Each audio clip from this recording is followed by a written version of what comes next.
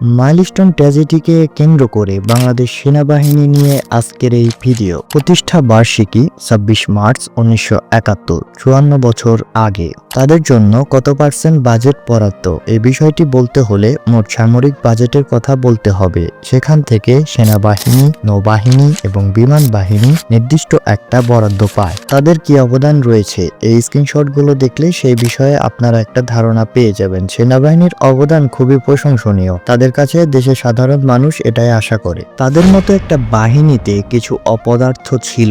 এই যে স্ক্রিন রেকর্ডগুলো দেখতে পাচ্ছেন, এখানে সাবেক ৯ জন সেনা কর্মকর্তা রয়েছে। তারা যেই পরিমাণ গুম, খুন, দখল, দুর্নীতি এবং লুটপাটের সাথে জড়িত ছিল, সেই অপকর্মের হিসাব তাদের কাছেও নেই বলে আমার মনে হয়। তাদের কাছে কোন ধরনের সাজ সরঞ্জাম এবং সমরাস্ত্র রয়েছে, এই স্ক্রিনশটগুলো থেকে আপনারা একটা ভালো ধারণা পেয়ে যাবেন। তাদের ব্যর্থতা কোথায়? মাইলস্টোন ট্র্যাজেডি নিয়ে বলতে গেলে সেনাবাহিনীর বিরুদ্ধে শিক্ষক শিক্ষার্থীদের গায়ে হাত তোলার অভিযোগ পাওয়া যায়। আর যখন কালকে আমরা সত্যি কথা বলতে গেছিলাম যে কতজন মারা গেছে, কতজন আহত হয়েছে, তখন আর্মিরা আমাদের সারা জায়গায় হাত দিছে, আমরা প্রতিবাদ করে আমাদেরকে হাত দিছে।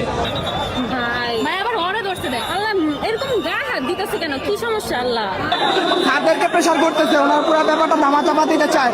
তারা যখন ওনাদের কথাদের সাথে একমত হয় নাই, তখন ওনারা আমাদের প্রিন্সিপাল, তারা কি লাশের সঙ্গে হাইট করতেছিল? হ্যাঁ, আমাদের স্যারের গায়ে হাত তুলে তখন তারা। আচ্ছা আচ্ছা, লোকেরা বারবার প্রেসার ক্রিয়েট করার চেষ্টা করতেছে, বারবার তারা ছাত্রদের উপরে প্রেসার ক্রিয়েট করতেছে এবং একটা ছাত্রকে বিনা অপরাধে উদুম পিটাইছে, ওরা ইচ্ছা মতো পিটাইছে, কোনো কারণ ছাড়া। ওরা ক্যাম্পাসে আমার কাছে ইচ্ছা মতো পিটাইছে, কোনো কারণ ছাড়া। ওরা ক্যাম্পাসের হোস্টেলের ছাত্রদেরকে বের করে দিতে চাইতেছে। ছাত্ররা কোথায় যাবে? হোস্টেলের ছাত্ররা এটা বুঝাই গেছে। বুঝে যাওয়ার পর আপনাদের স্টুডেন্টদের তালিকা কেন বের করতে দিল না?